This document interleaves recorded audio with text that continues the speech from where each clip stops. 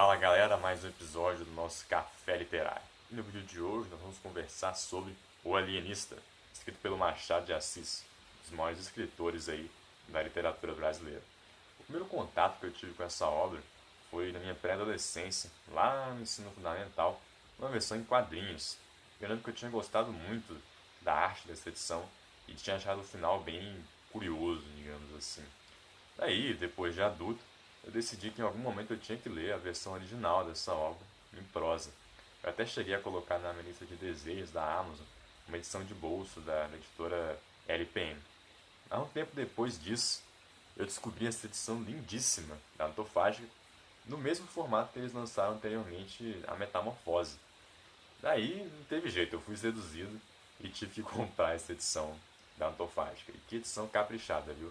Ela é capa dura, tem papel pólen, tem textos de apoio, conta com ilustrações do Cândido Portinari, um artista nacional aí importantíssimo e com uma arte primorosa. Mas enfim, vamos à sinopse de O Alienista. Essa história se passa em Itaguaí, um município do Rio de Janeiro. E lá nós conhecemos o Dr. Simão Bacamarte, um cara influente, da alta nobreza, médico formado em Portugal. E em Itaguaí ele quer fundar uma casa de orates, chamada Casa Verde, que seria algo equivalente a um hospital psiquiátrico de hoje em dia. Isso porque ele quer se debruçar nos estudos sobre a loucura. Só que os critérios que ele usa para classificar as pessoas como loucas e daí interná-las vão ficando cada vez mais polêmicos, de modo que muitas tretas surgirão em torno disso.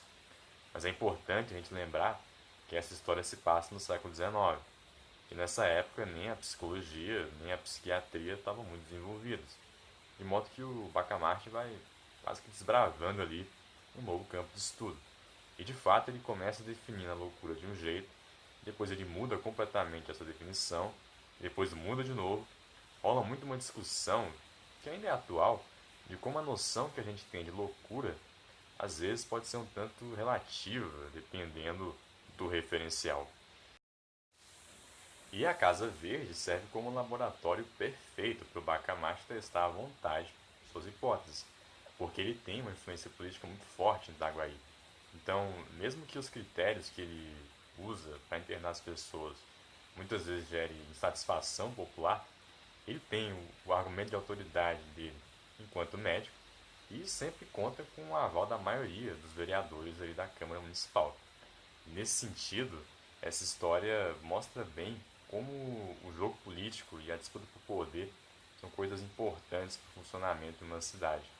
Achei interessante uma parte da história que os vereadores estão lá discutindo como que eles vão criar um novo imposto para financiar o funcionamento da Casa Verde, porque praticamente tudo em Itaguaí já é sujeito a algum tributo. Mas os vereadores meio que não estão nem aí e dão um jeito de criar esse novo imposto. Nessa linha, uma coisa genial dessa história é que Machado consegue fazer em alguns momentos uma paródia com a Revolução Francesa. Só que ele inverte um pouco a ordem das coisas, porque a gente sabe que, ao longo dessa revolução, num dado momento, acontece lá a tomada da Bastilha, e depois, mais pra frente, ocorre o período conhecido como Terror, com toda aquela tara lá dos revoltosos mais radicais pela guilhotina. Só que o Machado de Assis inverte a ordem de acontecimento desses dois eventos de um jeito que faz todo sentido. E mesmo se você se lembrar muito bem lá das aulas de história, de como foi a Revolução Francesa, ainda assim dá para entender, rir e se divertir tranquilamente com essa paródia, porque essa edição aqui da Antofágica conta com notas explicativas que te situam ali de todas as referências históricas usadas. E um outro ponto muito bacana dessa história é a forma como ela é contada. E você tem ali um narrador que parece ser onisciente, mas em alguns momentos ele narra os fatos bem assim. Ah, segundo os cronistas, tal coisa aconteceu desse jeito. Quanto a isso, é consciência dos cronistas que tal coisa aconteceu dessa forma. Como se o próprio narrador estivesse contando a história com base em relatos de outra pessoa que ele leu. E isso deixa a experiência de leitura ainda mais imersiva, como se aquilo realmente tivesse acontecido. Enfim, Essa é uma história que, ao discutir diversas questões em torno daquilo que se entendia como loucura, acaba dialogando muito com o vasto debate que existe hoje em dia sobre saúde mental. De fato, isso é uma leitura essencial. Então, se você já leu esse livro, deixa aí o que você achou nos comentários. Não se esqueça de deixar um joinha e de se inscrever no canal. É isso, pessoal. Até a próxima.